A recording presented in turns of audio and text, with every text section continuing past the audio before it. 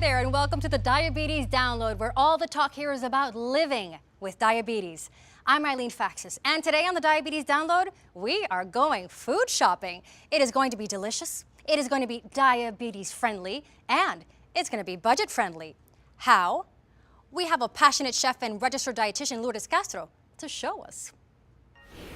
And welcome to the Diabetes Download, Lourdes. Thank you for having me. It's great to be here. I'm looking forward to this segment. You know, food is obviously a part of all of our lives, but when you have diabetes, it seems like it takes on another level of complication and cost and help. Okay, eating healthy does not have to be expensive or complicated, and I'll show you. Hopefully I'll be able to explain that to you. Yes, please do. When you're going to go shopping, which you're going to have to do if you're going to cook for yourself, there's a couple things to keep in mind to make sure you're going to keep yourself on track. Are you going to say not to go shopping hungry? Don't go shopping hungry, because you'll end up eating a lot more or buying a lot more than you need and buying probably the wrong things. Probably. But also creating a menu for yourself throughout the week, and then from that menu deriving a list. So step one Yes. is having a plan, because before you go to the market, the best thing, what I would suggest, is to have a meal plan, which you would be talking to your doctor, healthcare provider, in understanding what you should be eating and what kind of meal plan you should be following. From that plan, derive a list, and then with that list, go to the market.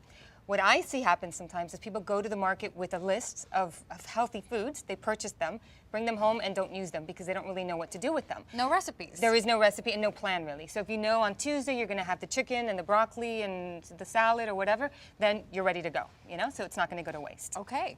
So let's talk about the produce, because that's really the first thing you walk into when you get to the market, right? Absolutely. And pretty much up at front, you'll find these pre-packaged lettuce packs, or you'll get the pre-packaged boxes of chopped carrots or onions or things like that. While they're convenient, they're not that cost effective. They're pretty pricey for what you're getting. It's much cheaper to buy a head of lettuce.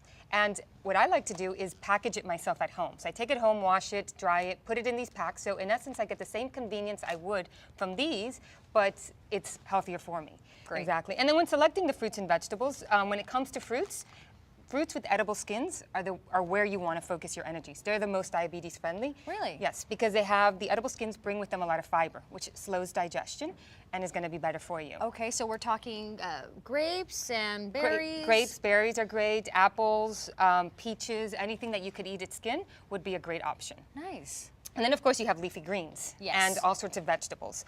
I would say most vegetables you can eat the skin on, most, not all.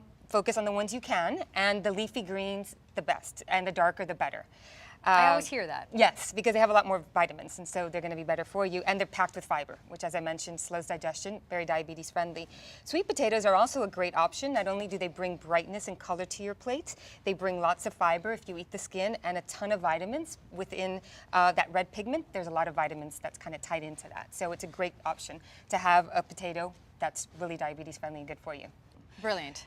Produce, fresh is best, and it's very healthy, but canned and frozen are great options when it comes to fruits and vegetables. Let's talk a little bit about the frozen fruits, or rather frozen fruits and vegetables. Nutritionally speaking, they're the same as fresh. The difference you're going to find is the texture. They may be a little bit different in texture, but you don't have to worry about their being nutritionally inferior.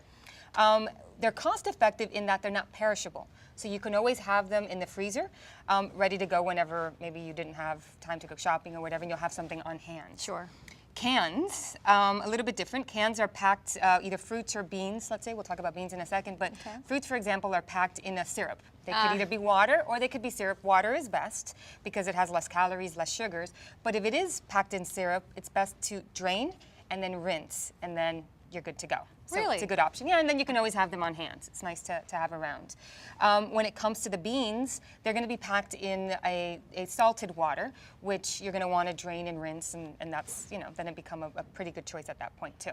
But still, you get a lot more bang for your buck if it's a dry bean. You do. You absolutely do, because there's, they haven't been plumped up, they haven't been hydrated. So you'll see in a small pack of dried beans, you'll get a lot more bang for your buck. You do have to rehydrate them, which takes a little bit of time. And so I often suggest lentils, dried lentils, as a good alternative to a regular bean, because they cook so quickly and are yet still packed with fiber and vitamins and nutrients, and really so delicious. Great option. Yeah, very versatile. I love eggs. I do too. They're packed with protein, and we have options when it comes to eggs now. So at the egg case, if you will, we have different sizes and different colors. One thing to note is that there is no nutritional difference with a brown egg versus a white egg. It has no different, it doesn't matter, nutritionally speaking. But this is a lot more expensive. Yes, the brown ones tend to be more expensive, so pick whatever happens to be on sale. And I assume that with the milk and the cheese, low fat's always good. You know, the cheese makes for great snacks. Read labels, make sure that they're not only low in fat, but low in sodium, because those could be high in sodium. So you want to kind of keep that in check. All right, now on to the meat of the matter. The meat of the matter. Yes. So just like we spoke about the produce being, you know, when it's prepared and processed for you, they're going to be more expensive. The same holds true with the meats.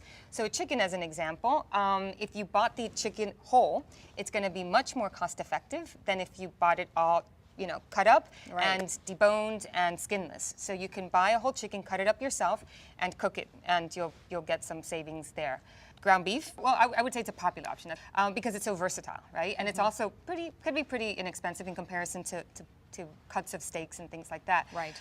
There is a difference. Not all ground beef is created equal. If it just says ground beef, those tend to have a bit more fat. They do have percentages of fat on there. Sometimes. If that doesn't make a lot of sense to you, just note this. If it says ground sirloin or a specific cut that's been ground, those tend to be less in fat or have less fat than just the generic ground beef. So go for the ones that have the specific cut that's specified there. Okay. So ground sirloin is an example. So don't just pick up a package. Don't pick up, yeah, just note that they are differences. That's good to know. I mean, it sounds like no matter what, even whether we're talking about fresh food, frozen or canned, we need to be looking at labels. Yes, labels are important. Okay, but there's a lot of information on here. Yes. So it's not just enough to say, look at the label. Should we look for something specific? Well, I could teach you to read labels. You need to understand how to read labels because that information can be a bit confusing, but if you know how to decipher it and read it, it makes it a lot easier. Teach us. I will teach you. Food labels can help you make healthy choices, but they're not always easy to read and understand. Here are a few tips that may help. Serving size. What you eat is important, but so is how much you eat. Start by looking here. You'll see the serving size of this food and how many servings there are in it. Calories. As someone who's living with diabetes, the number of calories you eat can be important. Use this line to see if this food fits into your meal plan. Total fat. This line tells you how much fat is in a serving of this food.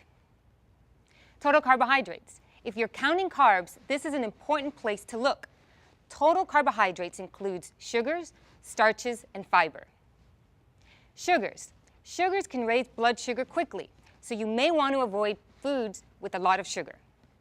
And that's just the top line on reading food labels. There are plenty of other lines there too. To find out what they may mean, cornerstonesforcare.com offers a printable fact sheet about this topic. Go here to download it.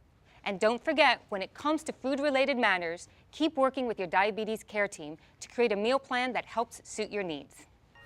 So what did we learn about food shopping with Lourdes? 1, don't shop hungry. That's great advice for everyone. 2, preparing foods at home usually costs less. Pre-packaged, pre-cut can run you more. 3, reading food labels can really help you make healthy food choices. It is all part of the 4 cornerstones of diabetes care: healthy eating, being active, keeping track of your medicine, and checking your blood sugar. And while we're on the topic, let's always stress the importance of working with your diabetes care team. That's it for this segment of the Diabetes Download, where we have learned more about diabetes-friendly food shopping that won't break the bank. For more on the Diabetes Download, stay with us, because we are the talk of people living with diabetes. Like what you just saw?